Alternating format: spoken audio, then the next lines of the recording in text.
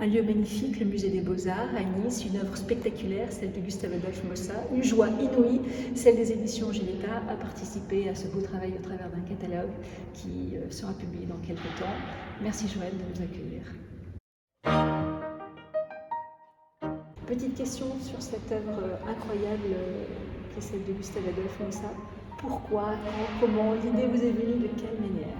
Alors nous avons un ensemble très important d'œuvres de Gustave-Adolphe Mossa au musée, puisque c'était un artiste niçois et qu'il a été le conservateur de ce musée pendant 45 ans. Et il y a environ 2 ans, on s'est rendu compte que ça allait faire, en 2021 en réalité, 50 ans qu'il était décédé. Et donc on s'est dit que c'était le moment de faire une grande rétrospective de son travail.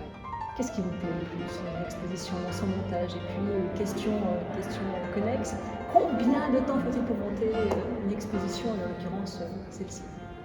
Alors cette exposition a nécessité 1 an de travail. Nous étions 3 à travailler sur le sujet. En réalité, une exposition de cette envergure pourrait demander un peu plus de temps, mais nous l'avons fait en 1 année. Alors qu'est-ce qui est absolument passionnant dans une exposition quand on part à la découverte d'un artiste?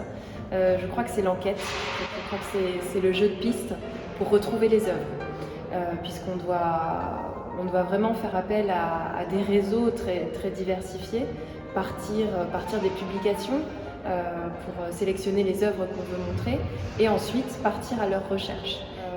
Et à chaque fois, donc, on rencontre des œuvres, mais on rencontre aussi des personnalités qui sont très attachées à ces œuvres, qui sont les collectionneurs.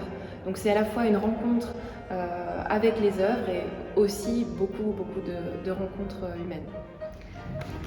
Petit focus sur votre œuvre préférée, Joël. Oui, alors je vous ai amené devant cette œuvre qui s'intitule La pêcheuse de sirènes, et une œuvre que je connaissais par les publications, mais devant laquelle je suis tombée en émoi en la découvrant en vrai, dans la réalité, chez un collectionneur privé. Et cela montre vraiment comment Mossa s'est servi de Nice et de son environnement direct comme d'un décor à des scènes tout à fait fantastiques. Nous voilà devant l'œuvre réalisée à 4 mains entre Gustave-Adolphe Mossa et Jean Giletta. Qu'est-ce qu'il y a à dire sur cette œuvre, cette partition? Alors d'abord que ce sont des œuvres complètement inédites ou presque, que nous avons découvertes grâce aux éditions Giletta, puisque dans une newsletter est apparue miraculeusement une de ces planches, qui sont donc des planches photographiques rehaussées à la gouache et à l'encre, et une typologie d'œuvres qu'on n'avait encore jamais vue dans nos recherches sur Gustave-Adolphe Mossa.